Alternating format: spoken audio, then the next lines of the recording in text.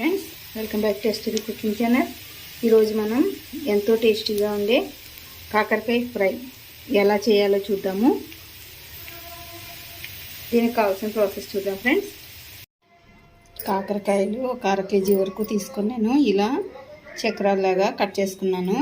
ఇవి చాలా లేతగా ఉన్నాయి కాబట్టి లోపల నేను పిక్కలు కూడా తీయలేదు. బాగా పండినట్టుగా ఉంటే తీసేసుకోండి, లేదంటే ఇలా కట్ చేసుకోవచ్చు. ఇప్పుడు వీటిని బాయిల్ చేద్దాము. ఒక గిన్నెలోకి వాటర్ తీసుకొని అందులోకి ఈ కాకరకాయ ముక్కలన్నీ యాడ్ చేసుకుందాము.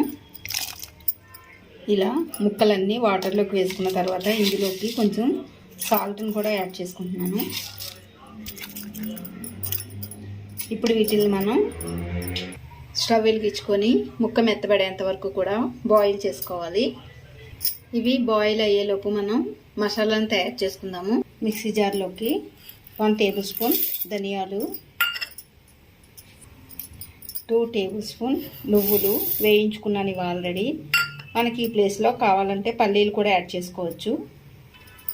1/2 టేబుల్ స్పూన్ జీలకర్ర, రెడ్ చిల్లీ పౌడర్ మనం కారం బట్టి నేనైతే 2 టేబుల్ స్పూన్ వరకు యాడ్ చేసుకున్నాను. 2 టేబుల్ స్పూన్ కొబ్బరి పొడిని యాడ్ చేస్తున్నాను. నా దగ్గర ఎండు కొబ్బరి లేదు, అందుకు కొబ్బరి పొడి యాడ్ చేసుకున్నాను. ఎండు కొబ్బరి ఉంటే ఎండు కొబ్బరిని కూడా మిక్సీ చేసుకుని వేసుకోవచ్చు. సాల్ట్, అలానే ఒక 6-7 వెల్లుల్లి రెబ్బలు.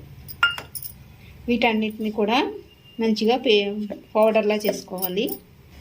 ఇలా కారం రెడీ చేసుకొని పక్కకు పెట్టుకోవాలి. ఈ కారం మనం అప్పటికప్పుడైనా చేసుకోవచ్చు, లేదంటే ముందుగా చేసుకొని స్టోర్ చేసుకోవచ్చు. కాకరకాయ అనేది ఉడికింది కదా, ఇంకొక 5 మినిట్స్ ఉంచి మనం వాటర్ని ఇందులో మొత్తం తీసేసుకుందాము. ఇప్పుడు ఒక స్ట్రైనర్ పెట్టుకొని మనం బాయిల్ చేసుకున్న ముక్కల్ని స్ట్రైనర్ పెట్టుకొని ఈ స్ట్రైనర్లోకి మొత్తం ముక్కల్ని వేసుకొని వాటర్ మొత్తాన్ని తీసేసుకుందాము.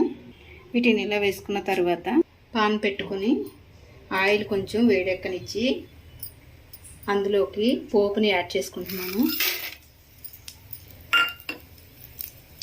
ఈ పోపు కొంచెం ఫ్రై అయిన తర్వాత ఒక 2 ఎండుమిర్చిని తీసుకొని వేసుకున్నాను. అలానే ఒక 2 రెబ్బలు కరివేపాకు,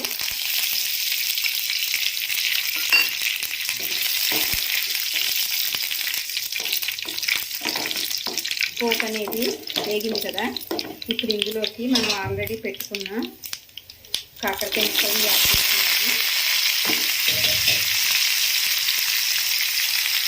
కాకరకాయని మనం ఉడికించుకునేటప్పుడు మరీ మెత్తగా ఉడికించుకోకూడదు. పీసులాగా అయిపోతే కనుక మంచిగా అనిపించదు. దీని మొత్తాన్ని మంచిగా కలుపుకొని మూత పెట్టి ఒక 2 మినిట్స్ మగ్గనిద్దాము.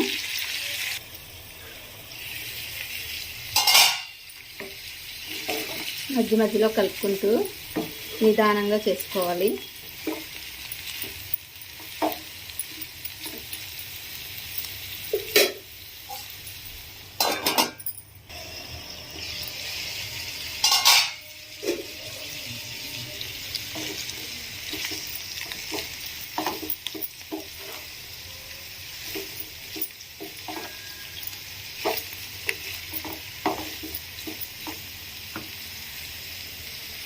ఇది ఇలా ఫ్రై అయ్యేటప్పుడు లైట్గా సాల్ట్ని యాడ్ చేస్తున్నాను. ఎందుకంటే నేను ఆల్రెడీ ముక్కలు ఉడికించేటప్పుడు వేసుకున్నాను, అలానే కారపొడిలో కూడా వేసుకున్నాను కదా.